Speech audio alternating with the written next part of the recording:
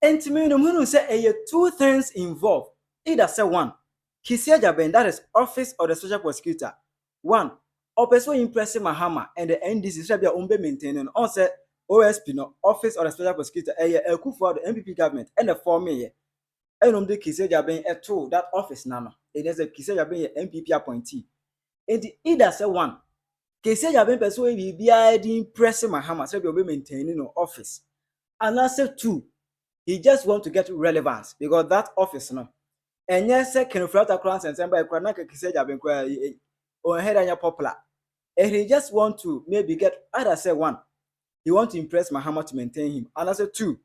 He just want to get relevance. Because I don't get it. Arrest, left, right, center, no. Get it out of hands. And Obia knows why Yachina, yet to me, no go to Mama the Achina. Yachina that did not say, and I'm much yet. I was a journalist. God in Asare Bediako, oh, yeah, Movement TV, any Wontumi TV. Enra, OSP, I mean, no can ask me, Echo Chino. Or watching editing for some hours. And Ojano, no, I was here. On one case, arbitrary near a course for him that Debe in Tikra Potnum OSP agent as well. Or bet you know, I Penyah block media. Message any demo. Or like a video, no other over subscriber to us. Now back click notification, I'll latest update. Now bet you that mammy error comment. Message as well, Baswa. Watch the video among your so any be. Ashe. And as our first story in the introduction, it seems that it has always been so impressing Mahama to maintain his office. And now said he want to get relevance. Or better kind of phones and also over. And a pair we a poppy up on the internet. I said journalists or yeah, Juma, not some trainer yeah, Juma, Movement TV, any Wontumi TV and Wontumi radio. God in Asare Bediako. Why careful and the mechanism. So Dr. Nyahota Makulu. Yeah. Nyahota Makulu. Yeah. And then I am daring Dr. Dominic Ayinde say Nyahota Makulu bana wadi edubwane ekwa abruche ni ye no tumuno. E den na yini free prison. I am saying it today. Call to me anywhere. Say Dr. Dominic Ayinde, come and answer. Come and tell Ghanaians say Dr. Nyahota Makulu bana. Oh yeah, drugs. Oh yeah, drugs ma ye che no. Yeah, jail in the court, someone prison. I then will be daring today. Come and tell the public. Quote me where when are you cleaner? Come and tell the public. I didn't know yes, sir. Me say Doctor Nyahota Makuluba, the bad boy. The kaipa. The boy that's American. And I'm telling you. Oh yeah, drugs. Oh yeah, drugs. Me a no. I jailing. I then you the one prison ahead of his time. Me put Dominic Ayinde and up a press conference. No match him. No private church. I'm saying church. What kind of life is this? OSP, Aquachina tum. My permission, my emfa and crab could be in Tremamo. And the anyone that want to give us a memo of piano. Now, as I say, a tear for your head for Nina Mutiki. Near air cost to say, and say you will have your yard. And then you can be a bad room myself, office of the special prosecutor or number. On my money, I was some of your body in Asare Bediako. Hold on, so you real program on Pana, and I said, a committee. Now, if you are, or China will prepare into a question at the Casa, need to walk. But I also want the number and our friend. Or friend, sir, or China, and I would not say, China, the one young or Conway could tear some crop. And I would not know if you know. And Kaya actually say, or Koya also make it 10 years. Linty, Bonnie Ben, why and so, and on the other say, in your own one crowd, and I more detaining. Tomorrow, Marty said, say, na air cost one, I am correct. Gordon Asare Bediako Godon. Office of the Special Prosecutor Smell Nipase or may invite you. Or no alcohol, now almost so many editing. And ye 2-1 among the best actually are. If a mammy now so more smart than a master. What I say, OSP Aquachino. That time no, you know, so until the betchen no, and children to remember to know. Omukasim can be here the next day for questions. Any other, not okay, and person banner or coy and omeditain. And we must start free God Asare now, on all social media handles. Social media demonstration. Emma, because of that now, you know, the voices were heard. Emma Enwa Cronan, Omujaye Gordon, Asare Bediako, Emojano Crown, or the Cabe Casa Kakra. I was up for Medabunas, and that's what that's in Yamichadi. Yes, I asked what you told me and mentally sharing to radio 5.9. You will really remember Asare Medamas. And press OSP office. And this is your and now, Mama will present this. I hope you must ɛna ɛkyɛn kɔ ɔbɛso na ne nyinaa ne sɛ ɔbɛsi maka kyerɛ meka no redu so sɛ at a point in time OSP every man ɛwɔ aban sɛ ɛnka wɔpɛ private jet na wɔda yɛ adwuma because na wɔyɛ ɛyɛ na ɛgu kakra no yɛ ɔma yɛ nkɔfɔ ɛmpena sɛ no saa nti kɔpɛ sɛ kɔnoa to secure himself at the job with a private jet na kɔkɔ Bediako saa na mede mekae yɛaba mu pɛnifoɔ no ka kyerɛ me ma hu bi pa sɛ ba hɔ a meka kwase ba dɛ metiara mekae kwase meka bɛn na wotumi eti ɛdura no pɛnifoɔ ka kyerɛ me sɛ saa asɛm na mekae ɛnyɛ nokorɛ na metie no pii na me so me a mete sɛ me so sɛ tru nti me ne kɔkɔ didi nkɔma agya ba pɛnifoɔ bi ka kyerɛ me ɔbɛsi saa deɛ a aba mu pɛnifoɔ mo ka kyerɛ me mefo kutu ma wɔ ɛna me situ de menkae ɔso ka akyɛ didi nkɔma bɛntuma mfɛdi na ama wo sɛ mamfɛdi na ama wo bia ɛne ɔmbɛkyagye the busafo mo charge official no more respect ni wo say me fa e de bi bra na o me sign bill for the man pa bi go buy I mean charge and now we go see 5 million Ghana cedis and to the dance here 5 million Ghana cedis and ya to actually have to say the for say bi Ghana dia million we go sign the bill for the man we will see but of course Ghana in there but we share Ghana is over here. Ghana is about my chief. After that, the channel bar, the movie established and we might have it. The Ghana, especially Central Field, now we are every of you now, friend of my very worried of me about one by no. Here, give me this around 6 and I'm at my yes, must love. Na enyumra no okreshe fifa mensa eye na live streaming no ele se ofre Gordon eze na ewunia bra so ne be kire mu die be nti ne echi wo na no mu o masem ne se o mu kwa adupa ene se enti no Gordon explain kire okreshe fifa mensa e won programs na bi se nko tie se de o si kan ne nsem ene ye sori ya se ekisi agya ben so ache odi asem a e se ye nuafo nti ache we se so echi me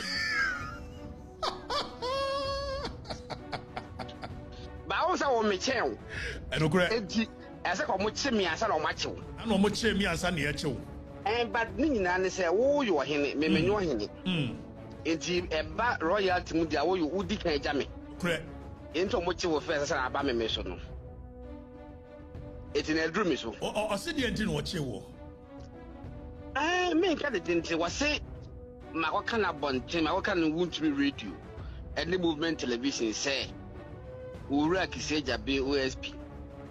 I can't try a band that they say we hear private jet. What are you the Juma? Was singing all the man who in the minister were 2 crowns or Ghana, dear meaning. But almost me call on in dear and 24 honestly and yanocre. And I miss you. Some years and train the Macamassep. It is a train that can't less way and yanocre dear and Cafasa bear means now. It will be catch me say. Hey, God, that's what kind of yanocre. No right to rejoin that. It's just I withdraw and apologize. Nakamaye. Open so everything that National Media Commission. Now, Omakudia said, more frame me, my evidence. I'm not defa, you go miso. They said, Nan Kofubu, a D for night, Casa Moye, a megaphone of war. No, Nanka be diabomi. And yes, I also are. What's between the Marco Court? Save the law of defamation. Nanka Jacobomi, me and saying, but the men saying in a biama, make us now dream you know. And then, any a frame me. And now, casting in the Pacon frame, no, was he, what you do, OSP? Miss me, me form a come baby. And I'm so about me a bit in common and many ones who say, when you want me, what they are. Half an hour close to OSP office, I'm so no crew. It may sound back to Accra, me find number one North Canesi, sorry, North Legon side of the meets. It's in back to Accra, there. That is because of office no parliament side. It's in back to city. Near Meba or Nakaba near within Kobo. Was also by me, was about within Komo or Mammy office. A Wontumi radio. Or by soning back within Komo, a Wontumi radio. And one met to me. It's any dear Quinso, or War Quinso.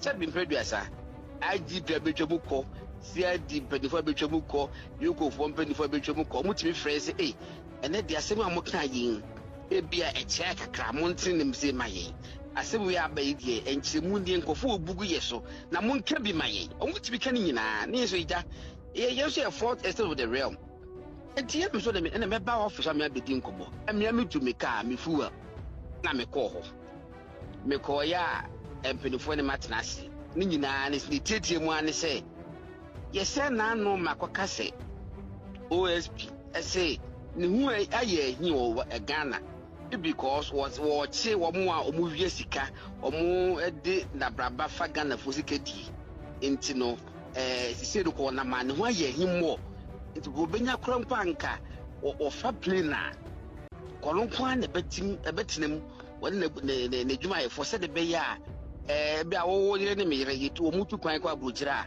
yɛ plane yɛ fɔ mo ho ahi ɛnkɔte plane wɔ kwan so mekan saa because na ma o ka saa asɛm no ba so mekan o kan wo sa gyina so sɛ saa na kan o nyame alba kyɛm busa mɛsa ka because I mekan the same thing sɛ saa ne sie am obusa bulletproof car kora so kan wonya saa bulletproof de bi o ma mu sa me ba mekan no ho bulletproof no so obusa bulletproof car ho mekan no say no so beti mete sɛ saa ne ba yɛ ma publications bebree ba sɛ ɔdi bulletproof but me ni evidence wɔ hɔ but Ghana fo nyinaa gidi sɛ deɛ OSP wagye bulletproof but me ni evidence but me nka bi ɛnso wɔ hɔ but unfortunately me nim ɔman man confirm me and deny sɛ ɛnokora anasɛ ɛnokora god you kodru hɔ no ɔmo se deɛ ɔmo detain ni wana deɛ bɛya okay enti ɔmo se saa deɛ a baabi a meche saa asɛm ni free yɛ sɛ ewura kise Japan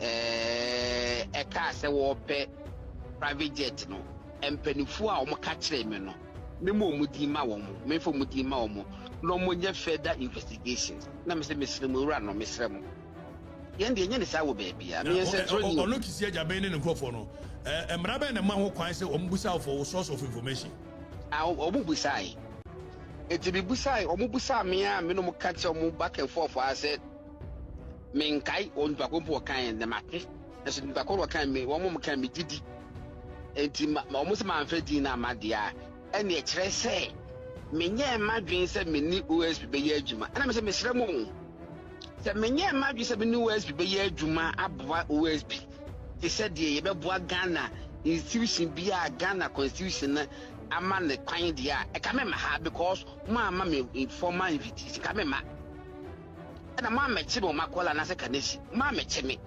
on my own volition say obuo di ni dia me de ma office ne say mo be hwehwe me wadwuma mu na mo anya me dam so say de na awie meba because na me adma exam won so hwe tworo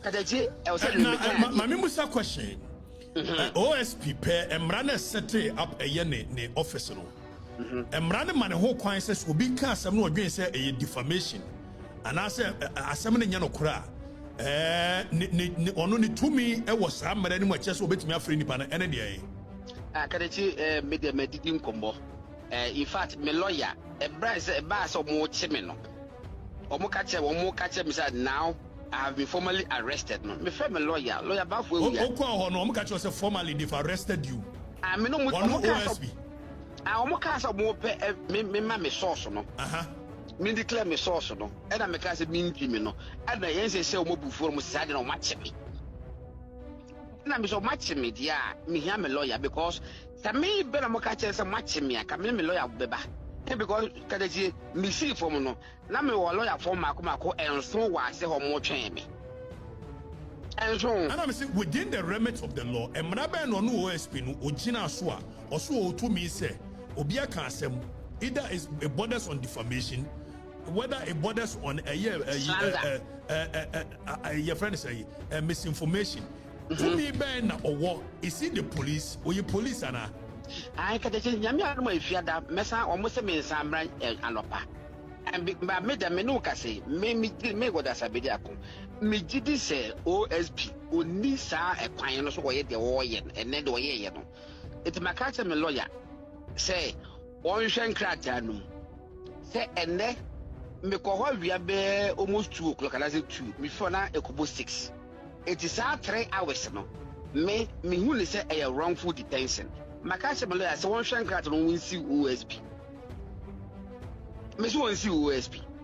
Because me not sure say omo was a kwine no was a mandate no. Say media person can say one what friend say o me chete me wubodin. Na me not sure say emrane man ho kwan so Wontumi yes ade. That be me need say man one. The city office and say omra no me fight corruption. Obi aka bibia fa wona say also wogiri say e defame wa. The only place abetimi akoye the courts. Even that you cannot bring the police in. Of course, and because some case in your police assembly. Yes, and you go to court and file a civil procedure, a civil case of defamation of character. In fact, me busa womo, me catch womo say, asemo womo kano. I don't see the correlation between corruption and the request by the OSP on the government of Ghana say on man of private jets. What the information you on Kwanate, we may turn the last say you could have. And from a very reliable source. OSP demand a private jet and a bulletproof car. On just one cohort, no Yasu, no Nipano Krumano. Yami, if you had was a Sambra, member office or an upon 10 o'clock. It's a meko, everyone could not court it near Kodinko, Timid Sanity. Yami, Mufi, me home, me. You better say, and you bring Coco BD.